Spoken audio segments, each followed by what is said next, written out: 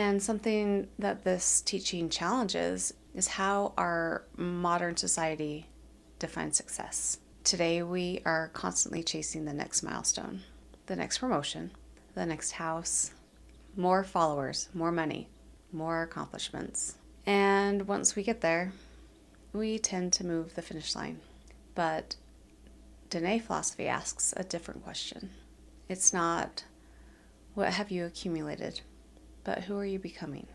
And that question asks you to slow down, because those are two different ways of living. One measures possessions, the other measures character. One is external, the other is internal. So I started thinking about my own life. When I created the Thrill of Success Planner, I wanted to help people become more intentional each day. Not just to simply check off more boxes, not just simply become more productive, but actually ask ourselves, am I living the life that I want to become? I now realize that that's very similar to this teaching. Each day becomes another day for you to choose balance, to choose kindness, to choose honesty, to choose gratitude, and to choose restoration when we have stepped out of Hojo, and maybe realizing that success isn't gained by one huge accomplishment, but that success is found in small decisions that slowly shape who we become. So I pause and ask myself some questions, not because I already know the answer, because this journey is about learning together.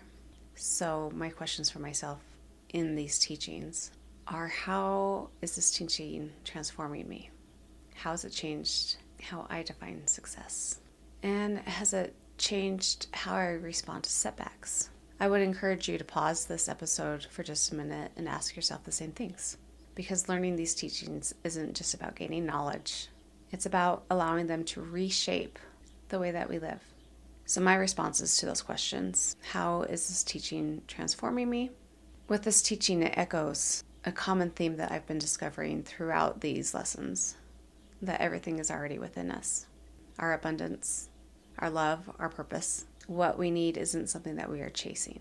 It's already within us, waiting to be uncovered and discovered.